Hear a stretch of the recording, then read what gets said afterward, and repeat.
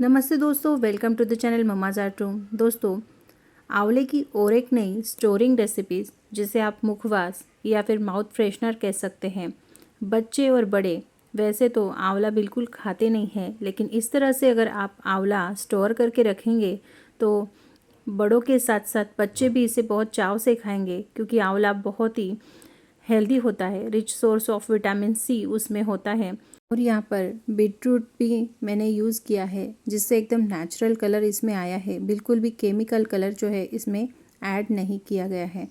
यहाँ पर बहुत ही हेल्दी ये मुखवास बन जाता है। आप दोपहर के खाने के बाद हो या रात के खाने के बाद इसे खा सकते हैं, या फिर आप ट्रैवलिंग में या फिर सफ़र में इसे अगर कैरी करेंगे तो खाने के बाद ये एकदम डाइजेस्टिव होता है। तो चलिए दोस्तों, इस तरह से आंवले का मुखवास बनाने के लिए मैंने 1 किलो तक आंवला जो है वो धोकर यहाँ पर पोंछ कर रख दिए है। बड़े साइज़ के इस तरह से आंवला हमें लेने हैं और उसको अच्छे से साफ़ कर कर रख देना है। और बीटरूट यहाँ पर करीबन 350 ग्राम तक मैंने लिया है।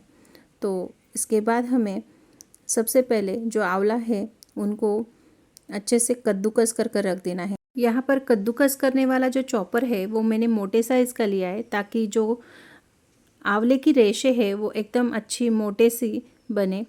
अगर एकदम पतले वाला चॉपर हमने यूज़ किया तो सूखने के बाद वो ज़्यादा ही पतला हो जाता है। इसलिए अगर आपके घर में इस तरह से मोटे वाला चॉपर अगर कद्दूकस करने के लिए होगा तो वही आप यूज़ करें। आप देख सकते हैं एकदम अच्छे से मोटे मोटे इसके रेशे जो है आंवले के वो बन चुके हैं। और पूरा आंवला 1 किलो तक मैंने यहाँ पर कद्दूकस कर कर रख दिया है।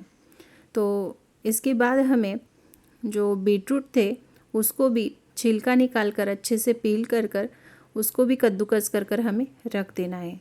तो इसके भी हमें इस तरह से लंबे साइज़ में इसी बड़े साइज़ के चॉपर से कद्दूकस करना है, ताकि इसके रेशे भी एकदम अच्छे से बड़े बड़े बन जाए। तो सारे बीटरूट को भी अच्छे से यहाँ पर कद्दूकस कर कर हमें रख देना है। तो दोनों चीज़ें हमें अच्छे से कद्दूकस कर कर रखने के बाद यहाँ पर मैंने वेइंग मशीन जो है वो लिया है। तो मैं यहाँ पर मीजर करके आपको दिखाना चाहती हूँ कि आंवला जो है उसमें से बीज हटने के बाद उसका जो वज़न है वो 865 ग्राम तक हो चुका है।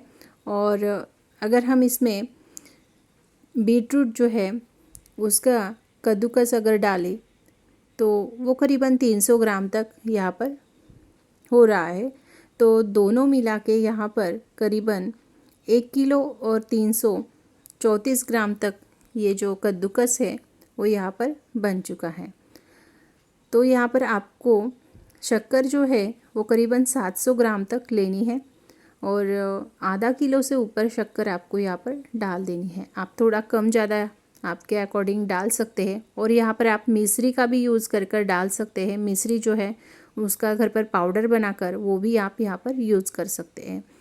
तो 700 ग्राम शक्कर के बाद यहाँ पर 1.5 टीस्पून तक मैंने काला नमक, 1/2 टीस्पून तक जो कॉमन साल्ट होता है सादा नमक वो डाला है, और 1 इंच अदरक का टुकड़ा जो है उसको भी अच्छे से हमें कद्दूकस कर कर इसमें डाल देना है। तो ये सारी चीज़ें यहाँ पर अच्छे से डालने के बाद ये हमें मिक्स कर लेना है, और हल्के हाथों से फटाफट हमें इसे मिक्स करते जाना है। और धीरे धीरे ये शक्कर जो है वो इस कद्दूकस में घुलने लगेगी और उसका पानी जो है वो बन जाएगा। तो चम्मच की सहायता से सबसे पहले ये सारी चीज़ें हमें अच्छे से मिला लेनी है, ताकि नमक, शक्कर, सारी चीज़ें अच्छे से इसमें मिल जाए। और करीबन 2 दिनों तक ये हमें इसी तरह से ढककर रख देना है। शक्कर तो 1 से 2 घंटे में अच्छे से घुल जाती है, और उसको 1 से 2 बार दिन में इस तरह से अगर मिक्स कर दिया तो शक्कर इवनली उसमें अच्छे से लग जाती है। अगर आपको कहीं जाना पड़े तो आप इसे 1 से 2 दिन फ्रीज़ में भी रख सकते हैं। तो यहाँ पर 2 दिनों बाद आप देख सकते हैं बहुत ही बढ़िया नेचुरल रंग जो है इसको आ गया है। बिल्कुल किसी आर्टिफिशियल कलर यहाँ पर बिना यूज़ किए ये एकदम हेल्दी वे से यहाँ पर सारा जो आंवला है एकदम इवनली कलर उसको लग चुका है। और यहाँ पर इस तरह से उसको हल्के हाथों से प्रेस कर कर हमें उसका जूस जो है वो निकाल लेना है। एकदम ज़्यादा निचोड़ने की यहाँ पर हमें बिल्कुल भी आवश्यकता नहीं है।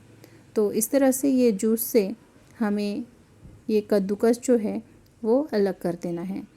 तो यहाँ पर 2 दिनों तक वैसे ही मैंने ये छोड़ दिया था और तीसरे दिन ये जो जूस है उससे हमें कद्दूकस को अलग कर देना है।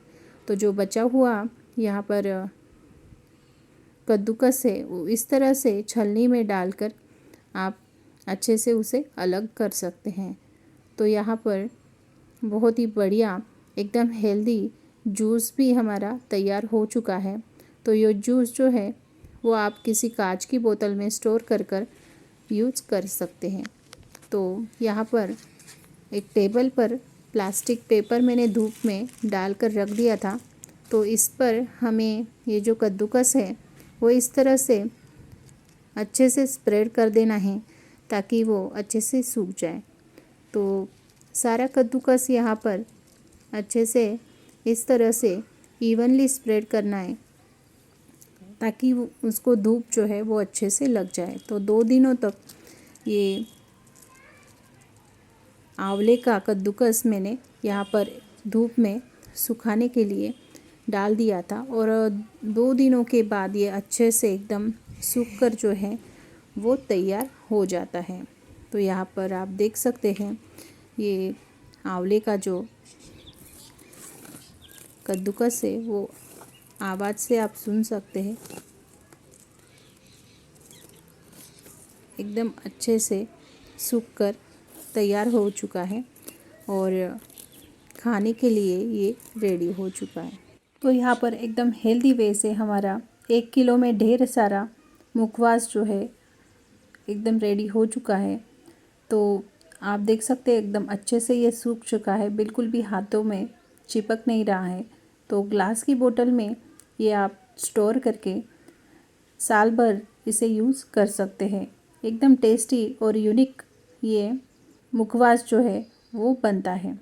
और आप यहाँ पर देख सकते हैं जो बीटरूट और आंवला इसका जूस जो था वो भी मैंने यहाँ पर बोतल में स्टोर कर कर रख दिया है। आप इसे रोज़ सुबह ब्रेकफास्ट के साथ ले सकते हैं।